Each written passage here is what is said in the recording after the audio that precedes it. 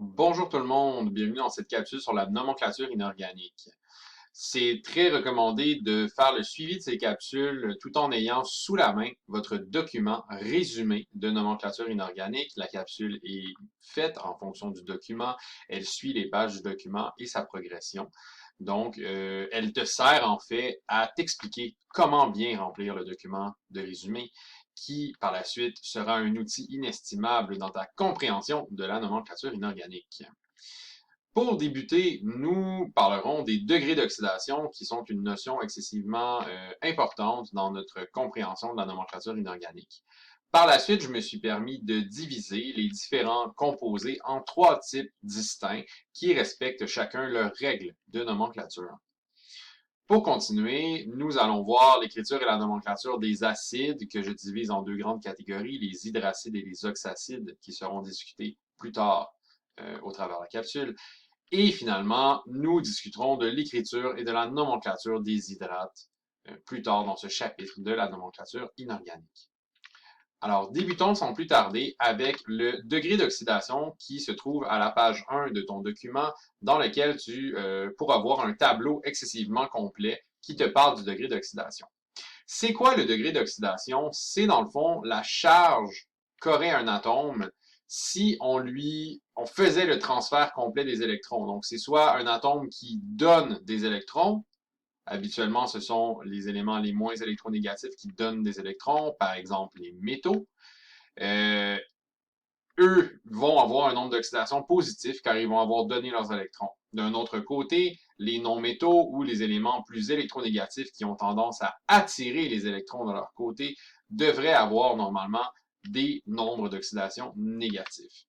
Alors, les degrés d'oxydation, qu'on utilise souvent l'abréviation DO pour en parler, ils sont indiqués, les degrés d'oxydation, dans le tableau périodique du département. Vous les trouverez juste sous les nombres d'électronégativité, sous les masses molaires des éléments. Certains éléments, vous verrez, ont qu'un seul degré d'oxydation possible, alors que d'autres en ont des variables. Vous remarquerez aussi que le degré d'oxydation peut avoir un signe qui est positif ou négatif. Les métaux sont toujours positifs car ils donnent leurs électrons à tout coup.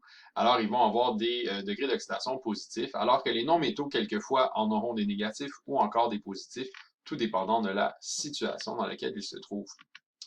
Lorsqu'on a des éléments qui ont des degrés d'oxydation variables, vous allez voir qu'il y a certains éléments, entre autres, si vous regardez près des métaux de transition, vous trouverez plusieurs éléments qui ont des degrés d'oxydation variables.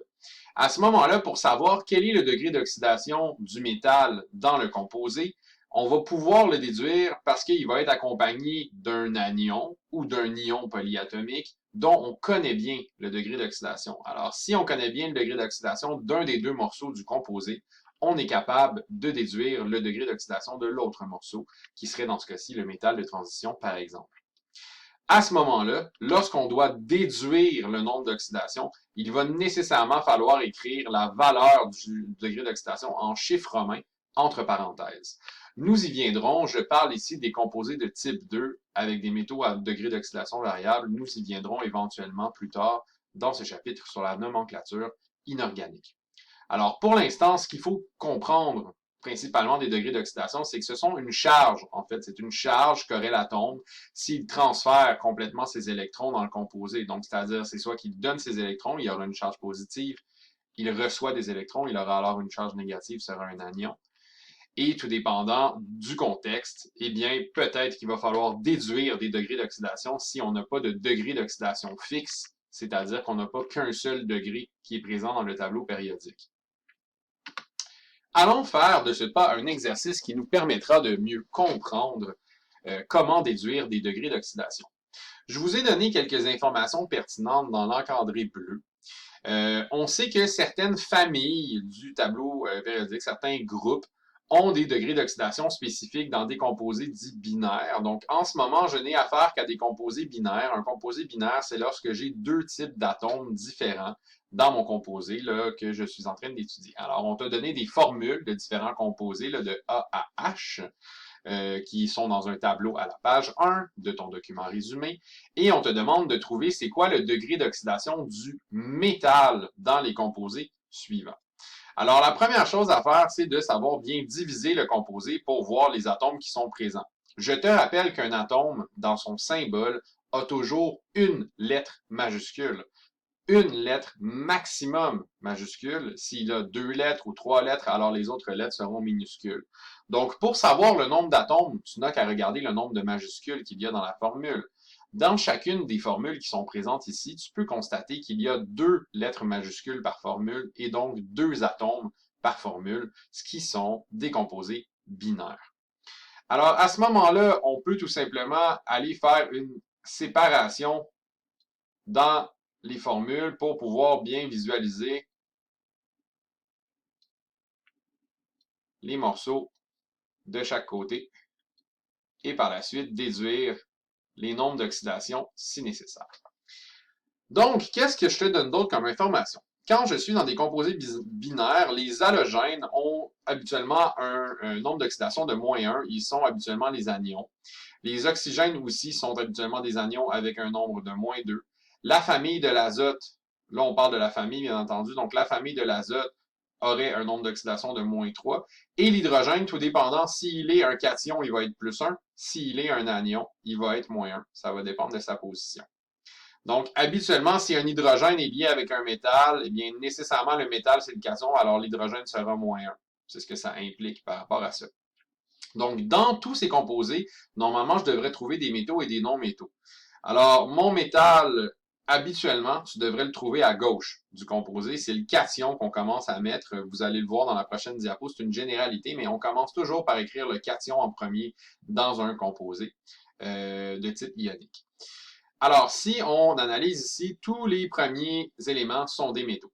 Donc, pour déduire mes nombres d'oxydation de métaux, ce sont tous des métaux de transition en ce moment. Alors, ce sont tous des métaux qui ont pas mal des nombres d'oxydation variables en général, qui peuvent avoir plusieurs nombres d'oxydation.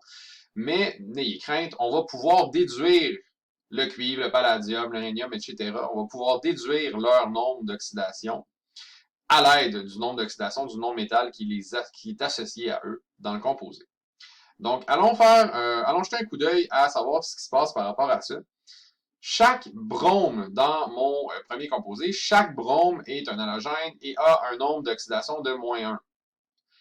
Quand je suis dans un composé comme celui-là, est-ce que vous voyez des charges dans mes composés si j'écris RHN2? Il n'y a pas de charge en haut à droite, là. Ce n'est pas un composé qui est chargé, ce n'est pas un ion. C'est un composé ionique neutre. Ça veut dire que mes nombres d'oxydation, que mes charges à l'intérieur de ce composé-là, se sont annulés. C'est ce que ça implique. Donc, selon la quantité de chaque ion, je peux déduire c'est quoi la charge. Donc, j'ai un Cu et un Br. Si mon Br, il est -1, eh bien, nécessairement, mon cuivre sera +1 pour l'annuler. Continuons ici. Chaque fluor est -1. -1 fois 4, ça fait +4. Il n'y a qu'un palladium pour compenser +4. Alors, le palladium, il est +4 pour pouvoir l'annuler. Allons-y ici où est-ce qu'on a des indices présents sur les deux. Alors, c'est un petit peu plus compliqué, mais on prend juste le temps d'y penser. La famille de l'azote, normalement, on est -3. -3 fois 2, ça fait -6.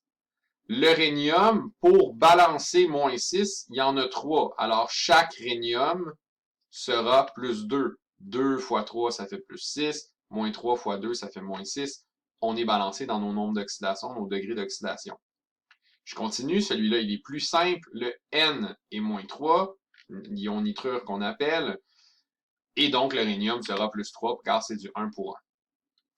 On continue au niveau du molybdène et de l'iode. Alors, l'iode, c'est un halogène, il est -1. Si j'en ai 6, ça fait -6. Le molybdène est seul, alors nécessairement sera +6. On continue.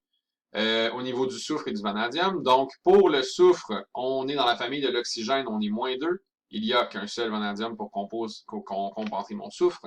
Donc, nécessairement, il est +2. Ensuite, au niveau de l'oxygène, chaque oxygène est -2. -2 fois 5, ça fait -10. Alors, chaque atome ici, NB, va devoir être +5 pour compenser le tout. Et finalement, chaque chlore sera -1. parce que ce sont des halogènes. J'en ai 3, donc le SB, nécessairement pour compenser comme il est seul, va être plus 3 de son côté. Alors, c'est le genre d'exercices qui vont être assez répétitifs dans notre compréhension de la nomenclature inorganique. Dans la prochaine capsule, on va parler davantage des généralités et on va s'introduire avec les composés de type 1, entre autres.